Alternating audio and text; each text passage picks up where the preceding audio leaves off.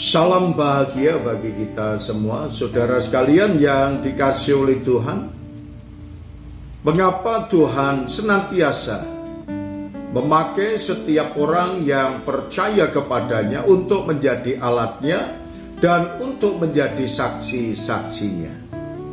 Karena tugas yang Tuhan percayakan pada orang-orang yang sudah diselamatkan, maka Tuhan mempercayakan kepada saudara dan saya, yaitu tentang tanggung jawab untuk memberitakan kabar baik kepada semua orang.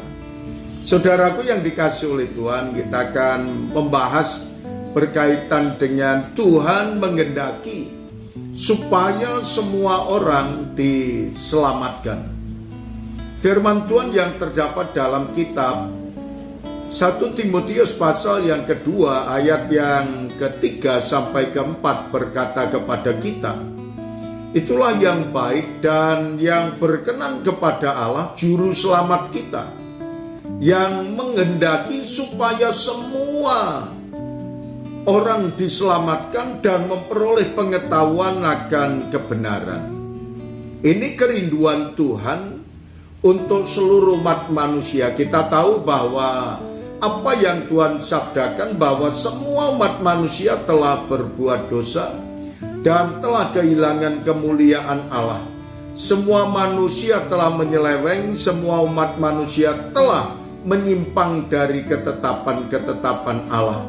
Mereka tidak hidup benar di hadapan Allah, tetapi mereka menjalankan sesuai dengan apa yang dimauinya.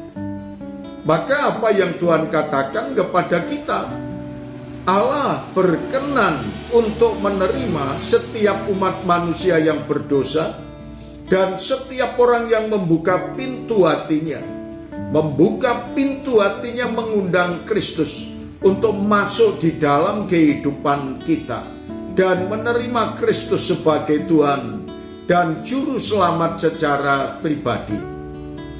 Maka setiap orang yang percaya kepadanya akan dibenarkannya, dan setiap orang yang dibenarkannya akan diselamatkannya, dan setiap orang yang sudah diselamatkannya, mereka akan hidup dalam penyertaan dan akan hidup dalam pemeliharaan Tuhan. Sahabat yang dikasihi oleh Tuhan, marilah kita merenungkan apa yang baik yang Tuhan ajarkan kepada kita. Banyak orang hanya memikirkan perkara-perkara yang duniawi. Pokoknya saya mengejar kehidupan yang penuh dengan kesejahteraan, semuanya membahagiakan dalam kehidupan kami dan keluarga kami, sehingga mereka tidak memikirkan perkara-perkara yang rohani. Dan bahkan apa yang Tuhan sampaikan kepada kita jelas bahwa mereka banyak mendengarkan dongeng-dongeng dan cerita-cerita dan mengesampingkan kebenaran firman Tuhan. Tetapi apa yang Tuhan katakan kepada kita, apakah hal itu semuanya berkenan di hadapan Allah?